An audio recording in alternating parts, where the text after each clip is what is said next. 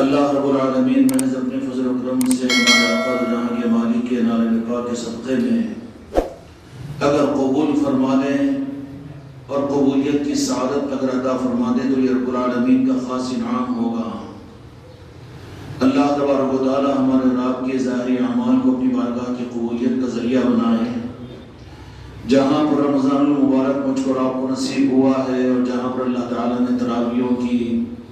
توفیق عطا فرما رہے ہیں اور انفاق فی سبیل اللہ کا جو کچھ موقع اور اعمال کا جو موقع مجھ کو آپ کو مل رہا ہے، محترم بزرگوں اور دوستوں، اللہ تعالیٰ کی طرف سے خصوصی انعام ہے۔ اللہ تعالیٰ سے قدردانی کی توفیق عطا فرمائے۔ لیکن حقیقت کا دوسرا رخ جو ہماری نظروں سے ظاہری اعمال کا جو ظاہر ہوتا ہے کہ رمضان کے خاص اعمال میں روزوں کا اہتمام، جس کا حکم اللہ نے قرآن مجید کے اندر میں دیا، کما کتب علی الذین من قبلکم لعلکم تتقون، کہ ہم نے تم پر بھی روزوں کو فرض کیا اور امم سابقہ پر بھی ہم نے روزوں کو فرض کیا تھا تاکہ تم متقی اور تقوی والے بن جاؤ۔ جائزے کے رہنے کے اعتبار سے یہی چیز ہمارے رات کے لیے اور تھوڑا سا راہ حق کے اوپر اپنے قدم کو آگے بڑھانے کے لیے دعوت سخن اور دعوت پیغام یہی کافی ہے کہ الحمدللہ اپنی زندگی کے اعتبار سے یہ مجمع تو وہ مجمع ہیں جو خوب اچھی طرح سے جانتے ہیں کہ جنہوں نے اپنی زندگی کے رمضان، کوئی 20 سال، کوئی 40 سال، کوئی 50 سال، کوئی 60 سال گویا کہ رمضان کو حاصل کیا ہوگا، اور بالاہتمام کتنے ہم میں سے وہ لوگ ہیں جو ہر سال کے مہینے کے پورے روزے بھی رکھتے ہیں۔ لیکن اللہ تبارک و تعالیٰ مجھ کو اور آپ کو تھوڑا سا حق کی فکر کی توفیق عطا فرمائے، جبکہ روزوں کا مقصد اللہ نے قرآن مجید کے اندر میں بیان فرمایا کہ لعلکم تتقون، تاکہ تمہارے اندر میں تقوی پیدا ہو جائے۔ تو اس رخ پر بھی ہمارا رخ جانا ضروری ہے کہ کیا 20 سال، 40 سال، 50 سال کے اس رمضان کے اہتمام کے ساتھ کہ کوئی روزہ ہم نے بلا عذر کے نہیں چھوڑا، لیکن مقصد روزہ حاصل ہوا کہ نہیں ہوا؟ ہم مطمئن ہو سکتے ہیں کہ ہاں ہم متقی بن چکے ہیں؟ کیا روزے کا مقصد ہم کو حاصل ہو چکا ہے؟ یا خدا نخواستہ اور حقیقت یہی ہے کہ وہ تقوی کا معیار ہم کو اپنی زندگی کے اندر میں حاصل نہیں ہوا، تو کہیں ہماری محنتیں عبث اور بیکار تو نہیں جا رہی ہے، اور کہیں جس کو ہم تو روزے سمجھے، جس کو تو ہم تراویح سمجھے اور جس کو تو اچھے اعمال سمجھے، اس کا بھرم اس وقت میں نہ کھل جائے جبکہ اللہ تبارک و تعالیٰ کی بارگاہ میں پہنچے اور وہ رب العالمین یہ کہے کہ تم جس کو روزے کہتے تھے وہ روزہ میں تھوڑی قبول کروں گا۔ کیا تم نے اپنے زندگی کے اندر اپنے روزوں کے اوپر وہ چیز کو محسوس کیا کہ تقویٰ تمہاری زندگی میں آیا؟ کیا جائزہ تم نے لیا؟ پھر ایسے اعمال میرے پاس میں کیسے قابل قبول ہوگی؟ اس سے زیادہ حسرت اور ندامت کی اور کیا بات ہوگی؟ اللہ تعالیٰ ہم کو فکر کی توفیق عطا فرمائے اور اس وقت کے آنے سے پہلے اپنے آپ کو سنبھالنے کی توفیق عطا فرمائے۔ جائزہ اس بات کا لیے کہ زندگی کے 40 سال 50 سال کے رمضانوں کا اہتمام کیا ہم کو متقی بنا سکا؟ اگر متقی نہیں بنا سکا، اپنے اندر میں ہم تقوی کے کمال کو محسوس نہیں کرتے، تو اس کا مطلب نعوذ باللہ یہ نہیں ہے کہ اللہ تبارک و تعالیٰ نے قرآن مجید کے اندر میں کچھ اور کہا۔ حقیقت کے اعتبار سے جو روزے اور رمضان کا حق ادا کرے ان کو اللہ تعالیٰ کی طرف سے گفٹ جو ملتا ہے وہ تقوی کی صفت ملتی ہے، متقی ہو جاتے ہیں۔ اگر ہم کو حاصل نہیں ہوا تقوی کیا چیز ہے کہ تقوی کے بہت سے معنی ہیں، لیکن شرح کے اندر میں سیدنا عمر فاروق رضی اللہ تعالیٰ عنہ سے کسی نے سوال کیا کہ تقوی کیا ہے، تو فرمایا کہ 2 کھیتوں کے درمیان میں چپک ڈنڈی کا راستہ ہوتا ہے کہ ادھر کو بھی کاٹی اور خاردار کاٹی ہوتے ہیں اور ادھر کو بھی ہوتے ہیں، تو آدمی اپنے کپڑوں کو سمیٹے ہوئے اپنے آپ کو بچاتے ہوئے اپنے راستے کو طے کر لیتا ہے۔ اس دنیا کی زندگی کے اندر میں دنیا کی محبتوں سے، آل اولاد کی اضافی محبتوں سے، دنیا کی خواہشات سے بچ کر اپنے آپ کو اللہ اس کے محبوب کی خوشنودی کے لیے راستے پر چل جانا، یہ اصل میں گویا کہ تقویٰ ہے۔ اگر یہ تقوی کی صفت تم کو اور مجھ کو اپنی زندگی میں کسی نہ کسی درجے میں حاصل ہے، اس کا جائزہ میرے تقوی کا تم رپورٹ نہیں دے سکتے، اور میں آپ کے بارے میں کوئی فتویٰ نہیں دے سکتا کہ تم متقی نہیں، تم کو تقویٰ حاصل نہیں۔ تقوی کی رپورٹ اور تقوی کی صفت تو ہم کو خود اپنے میں محسوس کرنا پڑے گا کہ دنیا سے محبت اور دنیا کے اندر میں دل کی چاہتیں اور ارمان خواہشات، اس کے ساتھ میں خاردار کاٹیوں کی طرح ہم گھرے ہوئے ہیں کہ خواہشات پوری ہوتی ہے تو پھر خواہشات پوری ہو جائے، کہ اس کے برخلاف میں اپنی زندگی کا ایک رخ یہ ہے کہ میری زندگی سے چاہے دنیا کی خواہشات پوری نہ ہو اور میرے اپنے خواہشات اور تقاضے پورا نہ ہو، لیکن اللہ اس کے رسول کی خوشنودی کا راستہ مجھ سے نہ چھوٹے۔ اللہ تبارک و تعالی اس تقوی کی صفت کو ہمیں حاصل کرنے کی توفیق عطا فرمائے۔ میرے بھائیوں اور میرے دوستوں، اس کے لیے اللہ تعالیٰ نے روزے عطا فرمائے۔ جائزہ اس بات کا لے کہ دوسرا جمعہ ہی رمضان کا، ہم نے اپنی زندگی میں کئی رمضان کو گزارے ہیں اور ہر رمضان کے مہینوں کے روزوں کو ہم نے رکھا ہے،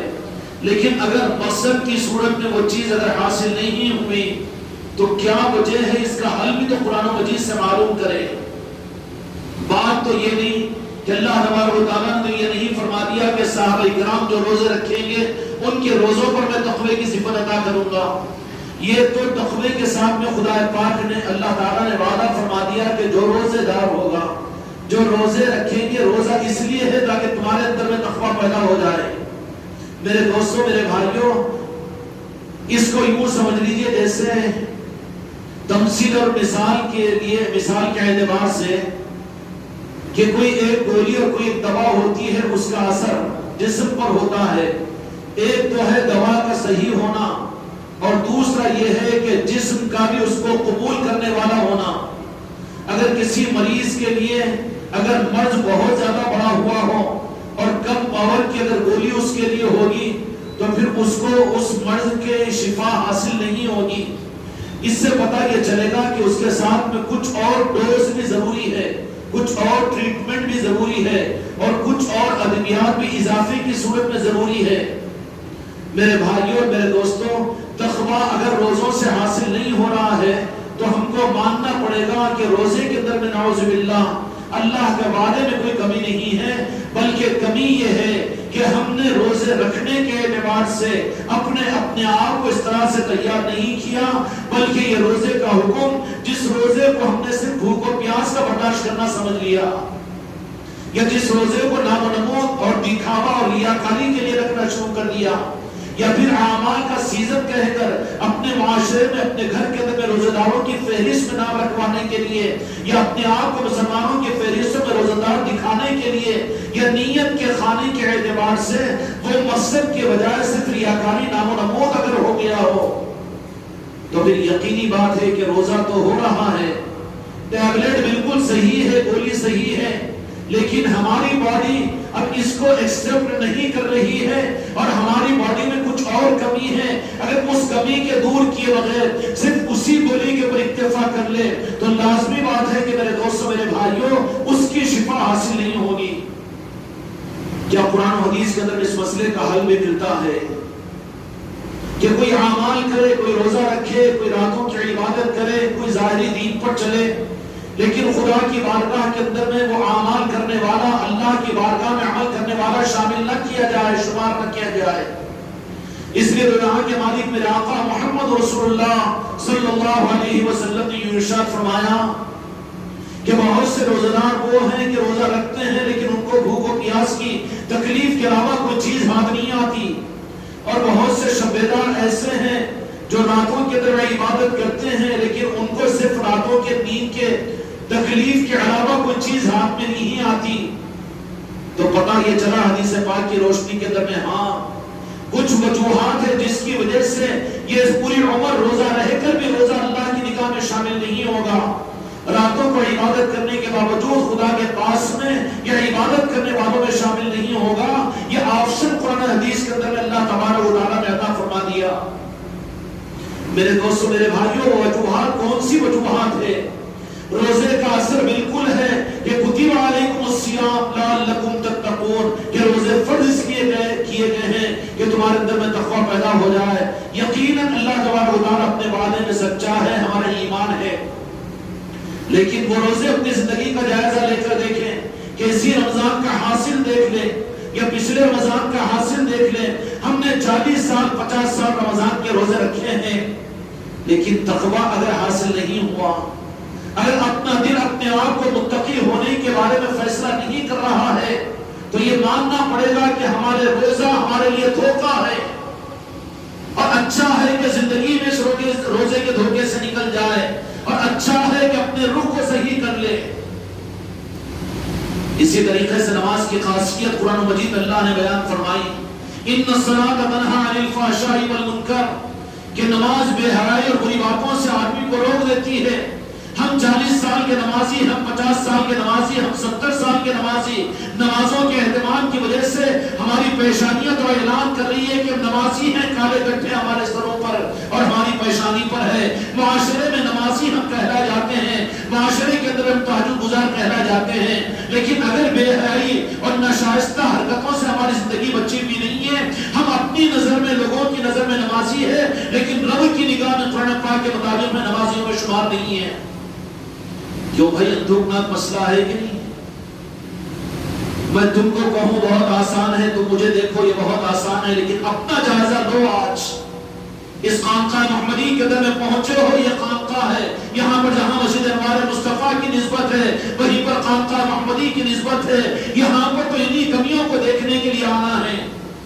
بلکہ آنا نہیں ہے، بھیجا ہی جاتا ہے اپنے کمیوں کو دیکھنے کے لیے. جو اپنے کمیوں کو دیکھنے کا عادی نہ ہو وہ کمال تک کبھی نہیں پہنچ سکتا، بلکہ میرے دوستوں، میرے بھائیوں، وہ مردودیت کے راستے پر ہو جاتا ہے کہ اپنے آپ کو تو روزہ دار سمجھے اور اپنے آپ کو تو عبادت گزار سمجھے، لیکن اللہ کی نگاہ کے اندر میں اس کا شمار پھر نہ روزے داروں میں ہوگا، نہ نماز پڑھنے والوں میں ہوگا، نہ پھر صحیح زندگی گزارنے والوں میں ہوگا. انہی کے بارے میں سیدنا عمر فاروق رضی اللہ عنہ فرمایا کرتے تھے کہ وَامْتَازُوا الْيَوْمَ أَيُّهَا الْمُجْرِمُونَ، کہ پتہ نہیں قیامت کے میدان کے اندر میں میرا شمار خدا کے فرمانبرداروں میں ہوگا کہ نافرمان میں ہوگا. یہ وہ فکر عمر بن الخطاب رضی اللہ عنہ کو اتنا اپنی نمازوں میں رلایا کرتی ہے.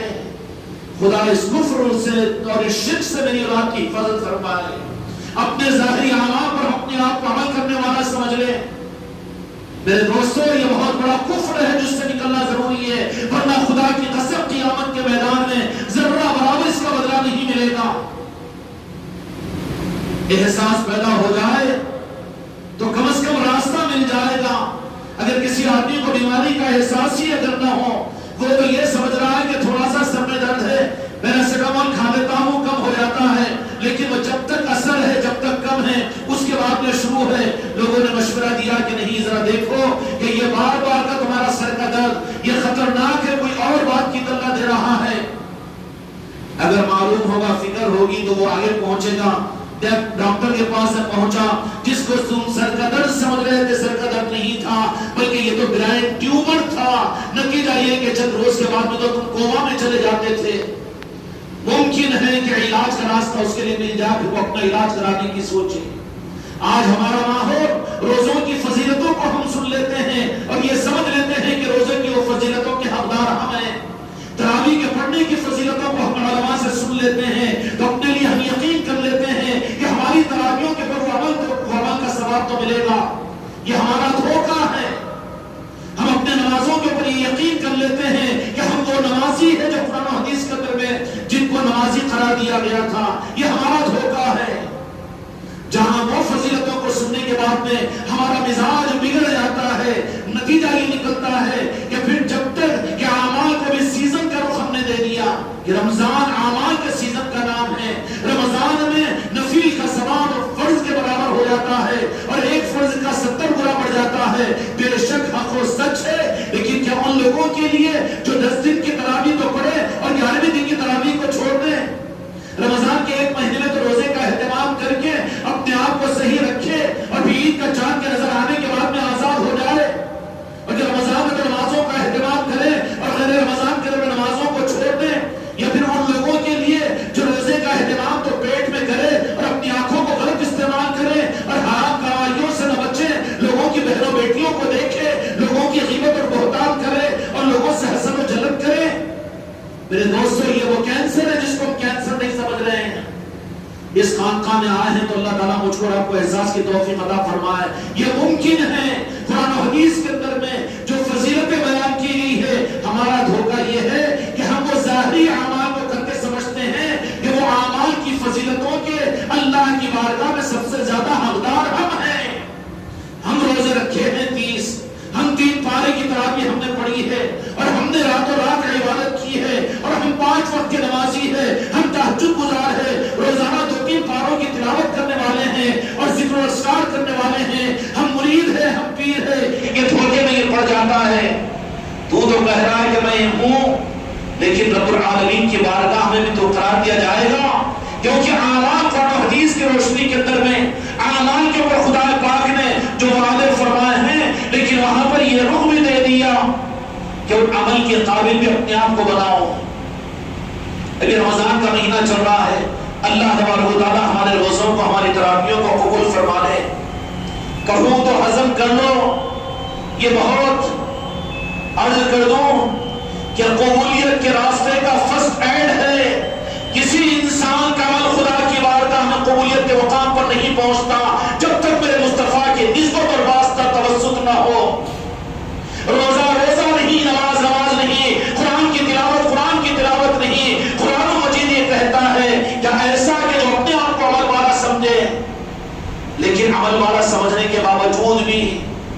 کہ اللہ تعالیٰ کی نگاہ کے اندر میں عمل والوں میں شمار نہیں ہوگا. قیامت کے میدان میں کیا ایسا کوئی ایک گناہ بھی ہے اور کوئی ایسا گناہ بھی ہے، کوئی ایسا جرم بھی ہے کہ جس کی وجہ سے اللہ کی نگاہ میں ہمارے اعمال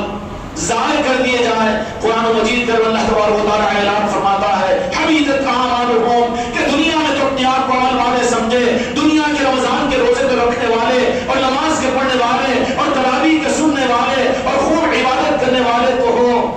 لیکن ان سارے عبادات کے ساتھ میں اے سن لو، قرآن مجید کی آیت کا مفہوم عرض کر رہا ہوں. اگر تم نے میرے مصطفیٰ کی آواز سے اپنی آواز کو بلند کر دیا، وہ حبیطت اعمالہم، تمہارے اعمال کو ہڑپ کر دیا جائے گا. یعنی میرے آقا کی بے ادبی، میرے آقا کی گستاخی، فرمایا کہ یہ وہ بدعقیدگی ہے اور بدعملی ہے کہ جن کے ذریعے سے خدا کی بارگاہ میں یہ بندہ قبول ہوتا ہے، اور جس کے اعمال میرے مصطفیٰ کے نعرہ پاک کے صدقے میں جو قبول ہونے کا واحد ذریعہ ہے، اگر اسی کے معاملات میں اس کا عقیدہ میرے مصطفیٰ کے بارے میں اگر بے ادبی اور گستاخی کا ہو جائے تو اس کے اعمال ہڑپ کر دیے جائیں گے. اور فرمایا قرآن مجید میں کہ اس کو پتہ بھی نہیں چلے گا،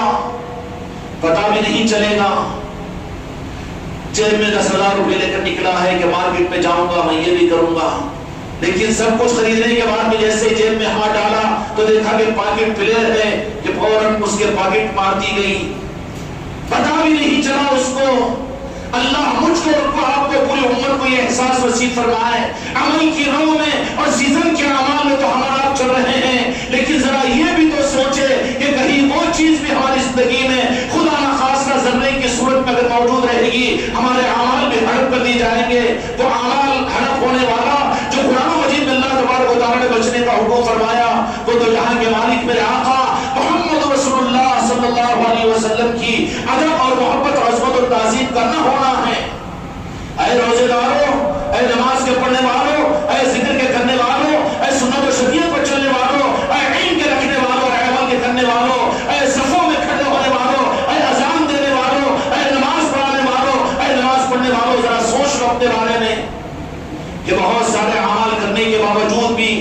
قیامت کے میدان میں کہیں ایسا معاملہ نہ ہو جائے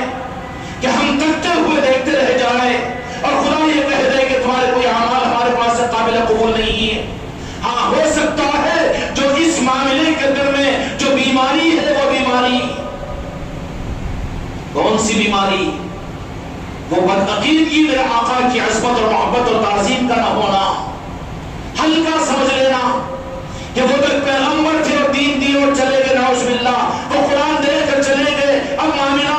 کہ شریعت پر ہم چلیں گے، قرآن پر چلیں گے. یہ بے ادبی اور گستاخی جس کے اندر میں ہوگی، چاہے وہ 60 کروڑ برس کی عبادت کرنے والا کیوں نہ ہو اور 60 سال لگاتار رمضان کے روزے رکھنے والا کیوں نہ ہو، گستاخی اور بے ادبی اور مصطفیٰ کی وجہ سے خدا کے پاس اس کے اعمال کو ہڑپ کر دیا جائے گا، اور وہاں پر وہ سکہ جو لے کر پہنچے گا تو رب العالمین کہنے کی سکے پر میرے محبوب کی محبت اور تعظیم کا سکہ نہیں ہے اور دستخط نہیں ہے، ریجیکٹڈ ہے، ریفیوز ہے. اب یہ حقار وقت قیامت کے میدان میں پریشان ہوگا. ہائے لادری، ہائے لادری،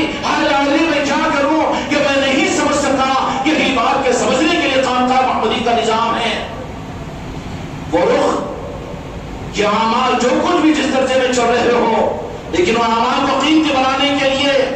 ہماری نماز ہم کو مبارک، ہمارا روزہ ہم کو مبارک اور ہماری تلاوت ہم کو مبارک، لیکن میرے بھائیوں موت دیوانہ درخواست ہے تمہارے پیروں پر ہاتھ رکھنے کو تیار ہو۔ اس رخ کو سوچو کہ قرآن پاک کے مطابق میں کہیں میرے آقا کی محبت میری جان سے زیادہ، میری یار اولاد سے زیادہ، اور میرے آقا کی محبت میری زندگی سے ظاہر ہو رہی ہے کہ نہیں ہو رہی ہے؟ اگر نہیں ہو رہی ہے، عشق مصطفیٰ، محبت مصطفیٰ سنتے ہی پریشانی کے بال چڑھ جاتے ہیں۔ یہ کون سی سنی جماعت کی بات ہے ہری جھنڈی کی؟ ارے بابا وہی ہری جھنڈی میں تجھے قبر میں کام آئے گی۔ اگر تم وہاں پر نہیں ہوگا، قبر میں اللہ پہلے نہیں دکھے گا، میرے مصطفیٰ کی زیارت ہوگی۔ بخاری شریف کی حدیث ہے،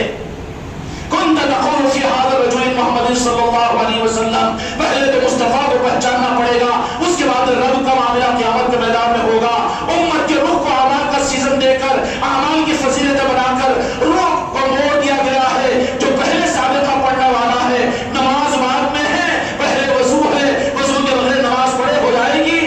نماز ہے عشق مصطفیٰ، محبت مصطفیٰ، اور کتنی محبت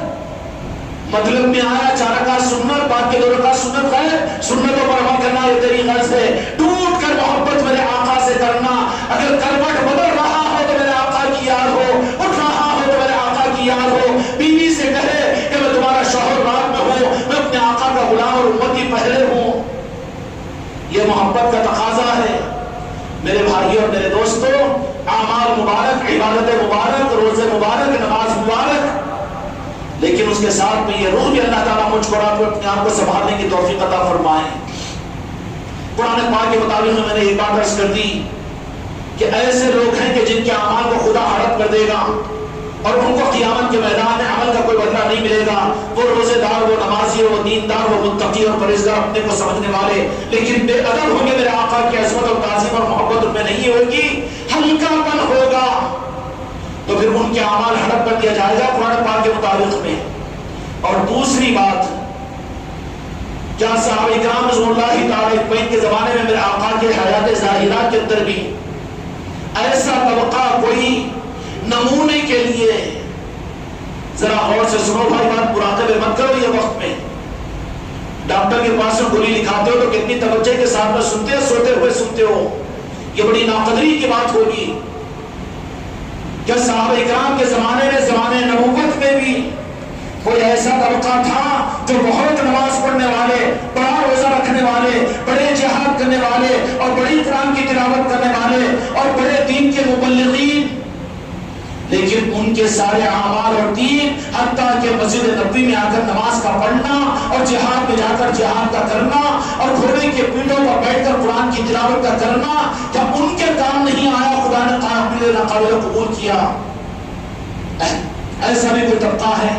مہاجرین کو جانتے ہیں، انصار کو جانتے ہیں، صحابہ کو جانتے ہیں، لیکن ایسا بھی کوئی طبقہ ہے، ہاں قرآن مجید اللہ تبارک و تعالیٰ نے فرما دیا کہ ہاں ایسا طبقہ جو زمانے خیر القرون میں ہو، میرے مصطفیٰ کے زمانے میں ہو، نزول قرآن کے زمانے میں ہو، لیکن اس کے باوجود ان کی نمازیں، ان کے روزہ، ان کا جہاد، ان کا علم، ان کے قرآن کی تلاوت ہمارے پاس میں کوئی بدلہ نہیں دلائے گی۔ وہ طبقے کا نام جانتے ہو کہ نہیں جانتے ہو؟ جانتے ہیں؟ کون سا؟ سورہ منافقون اللہ نے قرآن مجید میں نازل فرمائی۔ خانقاہ میں آ رہے ہو تو جاننا تو ضروری ہے۔ سورہ کافرین تو 4 آیتوں کو اللہ تعالیٰ نے ختم کر دیا، لیکن سورہ منافقین کو مستقل ایک سورت نازل فرمائی، جو کہ کفر ظاہر ہو جاتا ہے لیکن نفاق چھپا ہوا رہتا ہے۔ یہ پھر گمان میں رہتا ہے کہ میں اچھا ہوں، لیکن نفاق کے جراثیم اس کو اندر سے کھوکھلا کر دیتے ہیں۔ میرے آقا کے حیات ظاہرہ میں مسجد نبوی کے صفوں میں، مدینے کے رمضان میں رہ کر بھی آخر کو روزے دار کو نمازی خدا کے پاس سے محروم کیوں ہوئے؟ کوئی گارنٹی ہے اپنے اعمال کی؟ توبہ کر کے اٹھے ہوئے اور تم وہ راستے کو اختیار کرنے کا ارادہ اور نیت کر لے کہ جس کے ذریعے سے ہم کو صحت و شفا مل سکتی ہے، ارادہ کرے تو پھر راستہ آسان ہوگا اور علاج کے کچھ سورسز مل جائیں گے اور علاج انشاءاللہ آسان ہو جائے گا۔ علاج یہاں نہیں ہوگا، آپ کو اپنی زندگی میں فیصلہ کرنا پڑے گا۔ میں تو صرف روٹ دے رہا ہوں، وے آف ٹریٹمنٹ بتا رہا ہوں، میں تو صرف ڈاکٹر کا راستہ بتا رہا ہوں۔ وہ منافقین جن کی رہبری قرآن مجید میں اللہ تعالیٰ نے فرمائی، وہ منافق کون تھے؟ بے نمازی۔ وہ منافق کون تھے؟ کافر۔ وہ منافق کون تھے؟ مشرک۔ وہ منافق کون تھے؟ دنیا کے گناہگار۔ کچھ نہیں بلکہ صرف اور صرف ان کے ظاہری اعمال کی بناوٹ اسلام اور اعمال کی اتنی زیادہ تھی کہ صحابہ ان کو دیکھ کر ہی کہتے تھے کہ ہم سے زیادہ ہی عمل کرنے والے ہیں، لیکن محروم کیوں؟ کہ اس دل میں میرے مصطفیٰ کی محبت اور عظمت اور تعظیم نہیں تھی۔ میرے بھائیوں، یہ کوئی مسئلہ و جماعت کا مسئلہ نہیں ہے۔ امت کو تو کیا ہے، وہ کیا کہا جاتا ہے، بے ہوش کرنے کے لیے انسٹا دے دیا گیا ہے۔ مسئلہ و جماعتوں میں امت کو بانٹ دیا گیا ہے۔ مسئلہ و جماعتوں کا انہستیہ امت کو دے دیا گیا ہے۔ انہستیہ یہ نہیں ہے ایک امتی کا اپنے آقا تو جہاں کے مالک میرے مصطفیٰ کے ساتھ اپنی جان سے زیادہ محبت کرنا، یہ ایمان کا راستہ ہے، یہ حق ہے، یہ دین ہے۔ منافقین اس زمانے میں رہ کر بھی اللہ کی نگاہ میں اعمال سے محروم اور خدا کے پاس میں ان کے اعمال قابل رد ہو جاتے ہیں، تو پھر کیا خیال ہے ہمارے روزوں کے بارے میں، اپنی نمازوں کے بارے میں، اپنے زکوٰۃ کے بارے میں، اپنے دین کے بارے میں؟ تو پتہ یہ چلا کہ اگر بے ادبی اور میرے آقا کی محبت کے مقابلے پر دنیا کی محبت بڑی ہوئی ہے، العلاج اعمال کم ہو یغفر لکم ذنوبکم، اللہ تبارک و تعالیٰ بخش دے گا، معاف کر دے گا، اللہ کو بخشنے والا، معاف کرنے والا پاؤ گے۔ لیکن خدا معاف نہیں کرے گا جو اس کے محبوب کی محبت میں کمی لے کر خدا کے پاس پہنچا ہے، اور یا خدا اپنے محبوب کی محبت کے بغیر بے ادبی کے ساتھ میں قیامت میں اعمال کے ساتھ پہنچے، خدا کہے گا کہ نکلو یہاں سے، تمہارے لیے کوئی مقام نہیں، جاؤ ان کو کافروں سے پہلے جہنم میں داخل کرو۔ ممکن ہے کہ تمہارے میرے ساتھ بھی ایسا ہو، اس لیے کیا رخ ہے کہ ٹوٹ کر میرے آقا سے محبت کے راستے کو ڈھونڈو، شریعت عمل پر کر کے اپنی جنت کو لینے کا راستہ ہے۔ لیکن اب سوال یہ ہے کہ میرے آقا کی محبت اور میرے آقا کا عشق ملے تو کہاں ملے؟ یہ تو دھوکہ نہیں دوں گا کہ پتل کی دکان میں بتا دوں اور کہوں کہ سونا وہاں پر جا کر خریدو، نہیں دھوکہ ہم کھائے تھے، لیکن صحیح رخلات امانت کے درجے میں رمضان کے دوسری جمعہ پر مسلمانوں نے عادل آباد کو بلکہ سواس صاحب کے ذریعے سے پوری دنیا میں یہ بجلی جائے گی تو پیغام دینا چاہتے ہیں۔ ہم بھی پتل کو سونا سمجھ رہے تھے، لیکن سونے کا پتہ سلطان الہند خواجہ خواجگان نے ہمیں بتا دیا، راجن شاہ ولی نے ہمیں بتا دیا، تو امانت کے درجے میں قیامت کے میدان میں تم سارے گواہ رہنا کہ ہم تمہارے سامنے بھی امانت رکھ رہے ہیں کہ ہم جس پتل کو سونا سمجھ رہے تھے وہ سونا نہیں تھا، پتل تھا۔ سونے کا راستہ اور سونے کی اصلیت کا ثبوت ہم یہ نہیں کہیں گے کہ پیلا سونا ہوتا ہے، پتل کی دکان پر چلے جاؤ، بلکہ ہم تو وصل سونے کی دکان بتائیں گے۔ عشق رسول کہاں ملتا ہے؟ محبت رسول کہاں ملتی ہے؟ یہ کتابوں میں، تقریروں میں، بیانوں میں، عملوں میں نہیں ملتی۔ یاد رکھنا اس کے ملنے کا راستہ تو جہاں کے مالک نے جب تک فرمایا کہ جو میری اہل بیت سے محبت کرے میری محبت ان کو ملے گی، جو اولیاء سے محبت کرے ان کو میری محبت ملے گی۔ اگر کسی کے دل میں سچائی کے ساتھ میں اگر روزے کی حالت میں ارادہ ہوا ہو کہ یقیناً میرے آقا کی محبت میرے قلب میں اس درجے پر نہیں ہے جس کے بغیر اگر جاؤ تو میری آخرت میں میرا کیا حال ہوگا، اگر یہ جذبہ پیدا ہوا ہے، ارادہ کرو، نیت کرو کہ اس محبت کو حاصل کرنے کے لیے، اس محبت کے راستے کو اختیار کرنے کے لیے اس راستے کو اختیار کریں گے۔ والذین جاہدوا فینا لنہدینہم سبلنا، جو اگر کوشش آدمی اختیار کرتا ہے تو اللہ تبارک و تعالیٰ اس کے لیے راستے آسان کرتے ہیں۔ ہم نے تو اپنے اندر میں طلبی پیدا نہیں کی، ہم نے تو اپنے دین کو اپنے اعمال ہی کو سمجھ لیا کسی پر جنت مل جائے گی، نہیں، سارے اعمال میں سب اعمال رکھتے ہوئے بھی یہ جنت کے قریب پہنچ کر بھی اگر میرے آقا کی بے ادبی اور گستاخی ہوگی تو وہاں سے ریٹین کر دیا جائے گا۔ اسی طریقے سے میرے دوستوں، میرے بھائیوں، میرے آقا کی محبت اور عشق اپنی جان سے زیادہ میرے آقا سے محبت کا ہونا، جن کا ہم کلمہ پڑھتے ہیں محمد رسول اللہ صلی اللہ علیہ وسلم کا عشق، یہ عشق کا سودا اہل طریقت کے پاس سے ملتا ہے، اہل خانقاہ کے پاس سے ملتا ہے۔ یہ عشق کا سودا مدارس کی کتابوں میں نہیں ملتا، یہ مسجد کے ممبروں کو نہیں ملتا، اپنے اعمال کو نہیں ملتا، بلکہ مصطفیٰ کے عشق کی جو دولتیں ملتی ہے وہ چشمے ہیں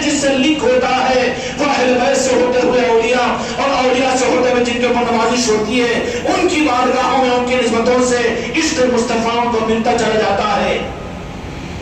میرے آقا کے حیات ظاہر میں منافقین صحبت میں رہنے کے باوجود جو محروم ہوئے منافق بنے اس کی وجہ یہ تھی کہ میرے مصطفیٰ کے ساتھ میں رہتے لیکن دل کے خانے میں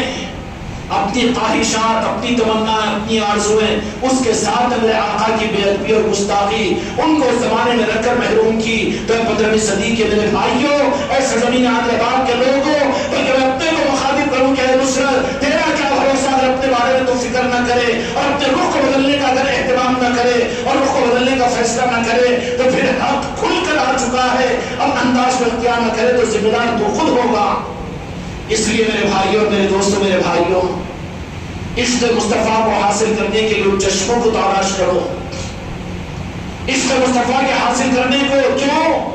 کہ دکھنے میں آئے گا پتل بھی پیلا ہے، سونا بھی پیلا ہے، لیکن دھوکہ نہیں کھانا۔ اعمال کے سیزن کا ماحول، فضیلتوں کی کھما کھمی اور خون سروں کی کثرت اور بہت کچھ سب کچھ ہے، لیکن سونے کی دکانیں بہت کم ہوتی ہے، لیکن وہاں سونا ملتا ہے۔ پیتل کی دکان سونے کی نہیں بن سکتی بلکہ سونے کو تلاش کرنا پڑتا ہے۔ بازاروں میں دکانیں لگی ہوئی نہیں ہوتی بلکہ سونے کی دکانوں کے لیے وہاں پر تو اس قابل بن کر، اس کا سوداگر بن کر ڈھونڈ کر جانا پڑتا ہے۔ ایسے ہی یہ خانقاہیں، یہ اہل بیت اور آل رسول کے نظام، یہ عشق رسول کے ملنے کی جگہ ہیں اور یہاں سے عشق رسول، محبت رسول ملے گا۔ اس کے بغیر ہم نے عملوں کے اندر میں ڈھونڈ لیا اور ہم نے صرف علم میں، ہم نے تقریر میں اور اپنی عبادت کے اندر میں ہم سمجھ گئے وہ ضرورت پوری نہیں ہو سکتی، دھوکہ ہو جائے گا۔ اس لیے ضروری ہے کہ میرے دوستوں، میرے بھائیوں، قبولیت کے مقام پر اپنے آپ کو لانے کے لیے اور اپنے اعمال کو خدا کی بارگاہ میں قبولیت تک پہنچانے کے لیے ہمارے روزے، ہماری نماز، ہماری عبادتیں خدا کی بارگاہ میں قابل قبول ہو، اس کے لیے ضروری ہے عشق رسول کا ہونا،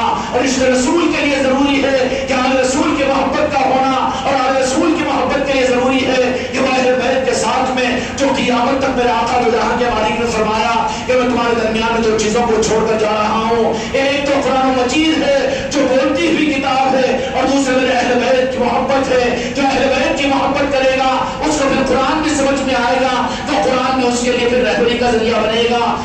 ذالک الکتاب لا ریب فیہ ھدی للمتقین، اس کا مطلب یہی ہے تقویٰ ان کو ملے گا جن کے دل میں تقویٰ ہوگا، ان کو ہدایت ملے گی۔ اس لیے میرے دوستوں، میرے بھائیوں، ضرورت ہے اپنی زندگی کے اندر میں کہ ہم اہل بیت کے ان نظاموں اور اولیاء کے نظاموں کو، طریقت کے نظاموں کے ساتھ اپنے نسبتوں کو قائم کر کے،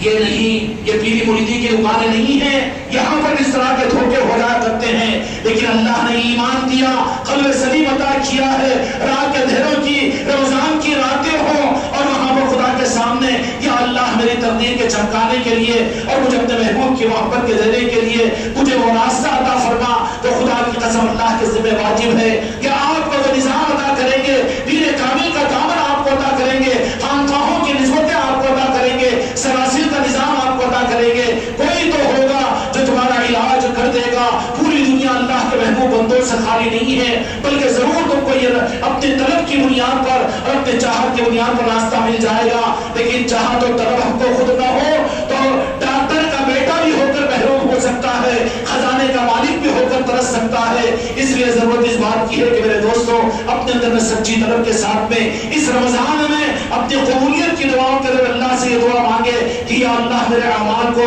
محروم ہونے اور برباد ہونے سے بچانے کے لیے مجھے اپنے محبوب کی محبت کا چشمہ اور اپنے محبوب کی محبت کا دامن اور میں اپنے محبوب کی محبت کے حاصل کرنے کا راستہ مجھے اپنے کرم سے عطا فرما دے۔ اللہ تبارک و تعالی ہم کو اور ان باتوں کو سمجھ کر اس وقت اپنے لیے اپنی ذات سے فیصلہ کرنے کی، اپنے آل اولاد کو اور اپنے نسلوں کے لیے کوئی راستے کو متعین کرے کہ جس کے ذریعے سے ہماری آنے والی نسلیں بھی منافقت سے، محرومی سے اور حبیطت اعمالہم کے جیسے اس عذاب سے ہماری اور تمہاری آپ کی حفاظت ہو جائے۔ اللہ تعالی حق کے ساتھ ہم سب کو آگے بڑھنے کی توفیق عطا فرمائے۔ لا الہ